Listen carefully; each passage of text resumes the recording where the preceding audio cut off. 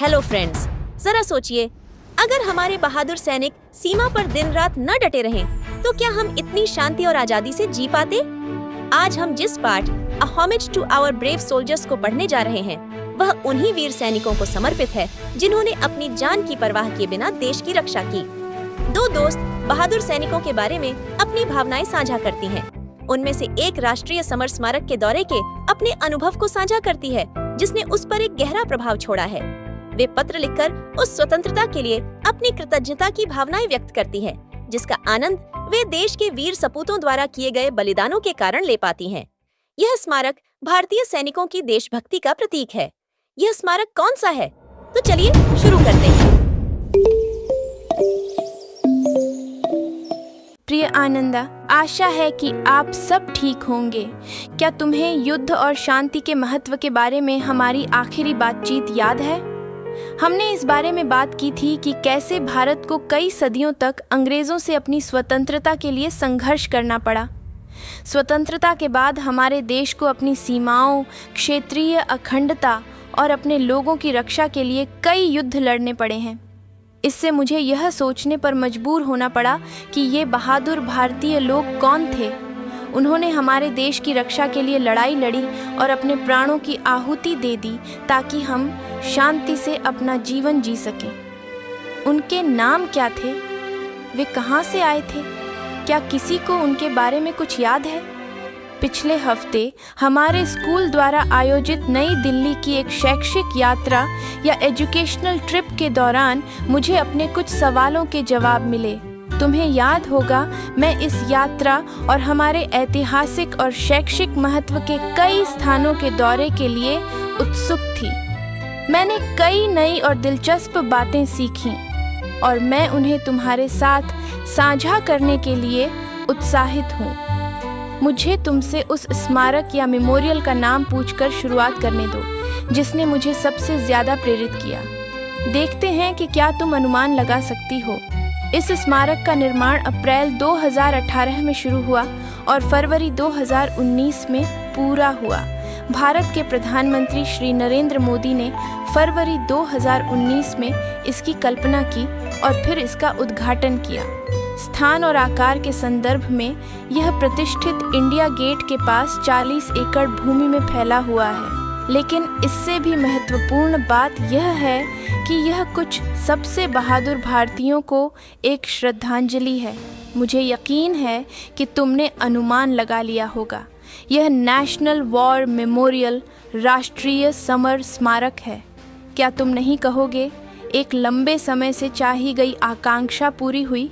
राष्ट्रीय समर स्मारक national war memorial की हमारी यात्रा हमारे शिक्षक द्वारा यह समझाने से शुरू हुई कि स्वतंत्रता के बाद भी भारत को अपनी रक्षा के लिए कई युद्ध लड़ने पड़े हैं और आज हम जिस स्वतंत्रता और सुरक्षा का आनंद लेते हैं वह दशकों से भारतीय सशस्त्र बलों में सेवा करने वाले कई बहादुर पुरुषों और महिलाओं के कारण है।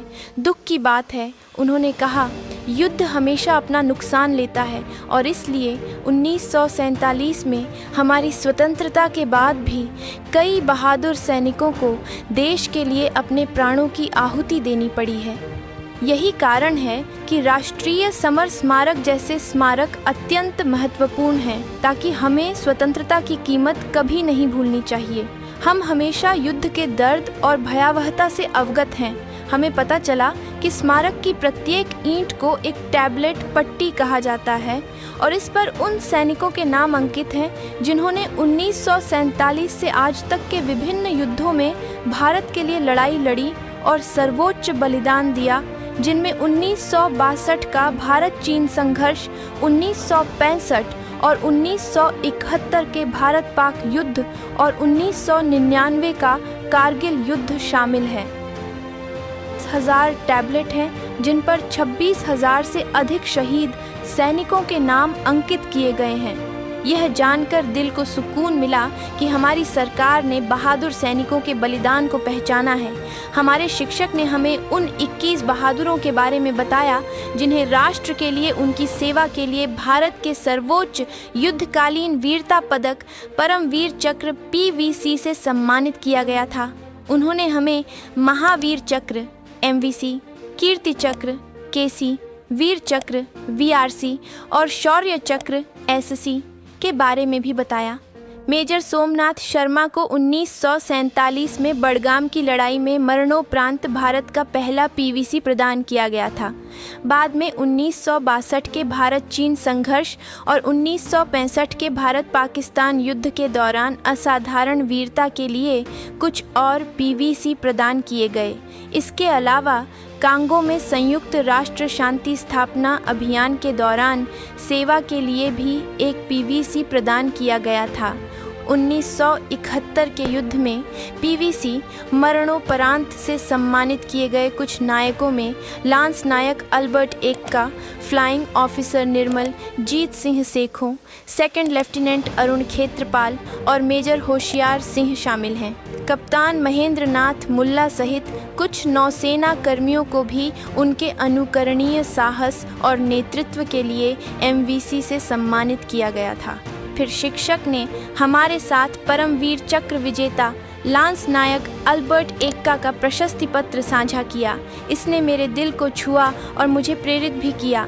हम उनकी बहादुरी से चकित और नतमस्तक थे। जब मैं सेना में शामिल होंगी तो मैं उनकी तरह साहसी बनने की इच्छा रखती हूँ। जैसे ही हमने राष्ट्रीय समर स्मारक के चारों ओर अपनी यात्रा जारी रखी, हम एक और महत्वपूर्ण स्थापना के पास आए, जिसे अमर जवान ज्योति कहा जाता है, जो हमारे सैनिकों का सम्मान करती है। जैसा कि तुमने अनुमान लगाया होगा, यह नाम एक अमर लौ का प्रतिनिधित्व करता है, जिसे हमारे सैनिकों के बलिदानों का सम्मान करने के लिए दिन और रात जलाए रखा जाता है। पहले अमर जवान ज्योति, जिसमें एक राइफल और एक हेलमेट भी प्रदर्शित था, को भारत की 1971 के भारत पाकिस्तान युद्ध में जीत का जश्न मनाने के लिए जनवरी 1972 में इंडिया गेट के मेहराब के नीचे जलाया गया था। राष्ट्रीय समर स्मारक में अब ओबेलिस्क में अमर जवान ज्योति शामिल है, जो 4 चक्रों से घिरा हुआ है। उद्घाटन के दौरान प्रधानमंत्री ने शहीद नायकों का सम्मान करने के लिए एक नई लौ जलाई। बाद में इंडिया गेट पर पुरानी लौ को भी राष्ट्रीय समर स्मारक में नई लौ के साथ मिला दिया गया। यदि तुमने इसे नहीं देखा है तो यहाँ नई अमर जवान ज्योति की एक तस्वीर है। तुम ओबेलिस्क या ऊंचे पत्थर के स्तंभ देख सकते हो, जो सम्मान के प्रतीक के रूप में रखे गए माल्यार्पण से घिरा हुआ है। प्रकाश व्यवस्था को इस तरह से योजनाबद्ध किया गया है कि यह स्मारक के परिदृश्य को बदल देता है, जैसे जैसे सूर्य का प्रकाश भोर से शाम तक बदलता है। यह वास्तव में एक राजसी स्थल है, जिसने मुझे हमारे राष्ट्र पर गर्व से भर दिया।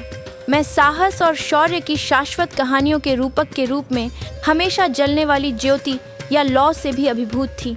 हमारे शिक्षक ने हमें चक्रों का महत्व भी समझाया। मुझे यह दिलचस्प लगा और इसलिए मैं तुम्हारे साथ साझा कर रही हूँ। राष्ट्रीय समर स्मारक में 4 संकेंद्रित वृत्त हैं, जिन्हें अमर चक्र, वीर चक्र, त्याग चक्र और रक्षा चक्र के रूप में जाना जाता है, जो शाश्वत लौ अमर जवान ज्योति के साथ 15 मीटर ऊंचे केंद्रीय ओबेलिस्क के चारों ओर हैं। इसमें कांस्य और पत्थर के भित्तिचित्र और ग्राफिक पैनल भी हैं। है ना कमाल? सबसे भीतरी वृत्त अमर चक्र का प्रतिनिधित्व करता है, जिसे अमृता का चक्र भी कहा जाता है। इसमें शाश्वत लौ के साथ ओबेलिस्क है। अमर जवान ज्योति की लौ शहीद सैनिकों की भावना की अमृता का प्रतीक है, इस आश्वासन के साथ कि राष्ट्र उनके बलिदान को कभी नहीं भूलेगा। दूसरा वृत्त वीर चक्र कहलाता है, जिसे वीरता का चक्र भी कहा जाता है। इसमें एक ढकी हुई गैलरी है, जो कांस्य में गढ़ी गई 6 भित्ति चित्रों को प्रदर्शित करती है, जो हमारे सशस्त्र बलों की बहादुर युद्ध कार्रवाइयों को दर्शाती है। तीसरा वृत्त त्याग चक्र का प्रतिनिधित्व करता है, जिसे बलिदान का चक्र भी कहा जाता है। सम्मान की गोलाकार संकेंद्रित दीवारें प्राचीन युद्ध संरचना का प्रतीक हैं, जिसे चक्रव्यूह कहा जाता है। दीवारें ग्रेनाइट टैबलेट से ढकी हुई हैं और प्रत्येक व्यक्तिगत टैबलेट स्वतंत्रता के बाद के भारत के प्रत्येक शहीद नायक को समर्पित है। उनके नाम सुनहरे अक्षरों में अंकित हैं। सबसे बाहरी वृत्त रक्षा चक्र का प्रतिनिधित्व करता है, जिसे सुरक्षा का चक्र भी कहा जाता है। इस चक्र में पेड़ों की कतार, देश के नागरिकों को किसी भी खतरे से उनकी सुरक्षा के बारे में एक आश्वासन है। प्रत्येक पेड़ उन सैनिकों का प्रतिनिधित्व करता है जो राष्ट्र की क्षेत्रीय अखंडता सुनिश्चित करते हैं। हमने पूरा दिन सुबह से शाम तक राष्ट्रीय समर स्मारक और आसपास के क्षेत्रों में बिताया, जो राजसी लॉन और कर्तव्य पथ की भव्य इमारतों से चिह्नित है। हम उस माहौल में डूबे हुए थे जो गंभीर था और एक स्वतंत्र राष्ट्र क्या हासिल कर सकता है इसकी याद दिलाता था। समग्र वातावरण ने एक भावनात्मक अनुभव बनाया जो नेत्रहीन प्रेरक था। मुझे ऐसा लगा जैसे मेरा उस जगह से एक बंधन विकसित हो गया है। मैंने बहुत कुछ सीखा, लेकिन मुझे यह भी स्वीकार करना होगा कि दिन के दौरान विभिन्न प्रवचनों ने मेरी आंखों में आंसू ला दिए। युद्धों के कारण होने वाले भारी विनाश और जान माल के नुकसान के बारे में सोचना दुखद था। इसने मुझे हमारे नायकों के बलिदानों के योग्य जीवन जीने के लिए प्रेरित किया। हमारे दौरे के बाद कक्षा ने राष्ट्रीय समर स्मारक में हमारे सामने आए बहादुरों की वीरता की कहानियों पर प्रस्तुतिकरण प्रेजेंटेशन बनाने का फैसला किया। हमने खुद को 5 समूहों में विभाजित किया। हमने सैनिकों की साहसी कहानियों को दर्शाते हुए प्रस्तुतिकरण बनाने का फैसला किया। हमारे शिक्षक ने हमें स्कूल की असेंबली के दौरान अपने अनुभव को साझा करने की भी सलाह दी है। मुझे खुशी है कि हमारे स्कूल के सभी छात्रों को राष्ट्रीय समर स्मारक और यह जिन सैनिकों का सम्मान करता है उनके बारे में पता चलेगा। मैं मेजर पद्मपाणि आचार्य की कहानी पर एक प्रस्तुतिकरण देने जा रही हूँ, जिन्होंने 1999 के कारगिल युद्ध में भारत के लिए लड़ाई लड़ी और उन्हें महावीर चक्र से सम्मानित किया गया। लड़ाई में जाने से पहले उन्होंने अपने पिता को एक पत्र लिखा कि वे मातृभूमि की रक्षा की कोशिश में अपनी जान गंवाने से नहीं डरते या भयभीत नहीं हैं। श्रीमद् भगवद गीता को उद्धृत करते हुए उन्होंने आगे कहा, हतो वा प्राप्स्यसि स्वर्गम जित्वा वा भोक्ष्यसे महिम तस्मादुत्तिष्ठ कौन्तेय युद्धाय कृत निश्चयः। अर्थात यदि तुम युद्ध में मारे जाते हो तो तुम्हें स्वर्ग प्राप्त होगा, और यदि तुम विजयी होते हो तो पृथ्वी के राज्य का आनंद लोगे। अतः हे कुंती पुत्र, तुम युद्ध के लिए कृत संकल्प होकर खड़ीडे हो जाओ। हम कल बेंगलुरु पहुँचे। मैंने एक लंबा पत्र लिखा है क्योंकि मैं तुम्हारे साथ इस प्रेरक अनुभव को साझा किए बिना नहीं रह सकी। तुम्हारी मम्मी और डैड को मेरा सम्मान देना। मुझे तुम्हारी मम्मी के छोले भटूरे याद आ रहे हैं। तुम्हें पता है मैं एक फूडी, खाने की शौकीन हूँ। अमित को नमस्ते कहना।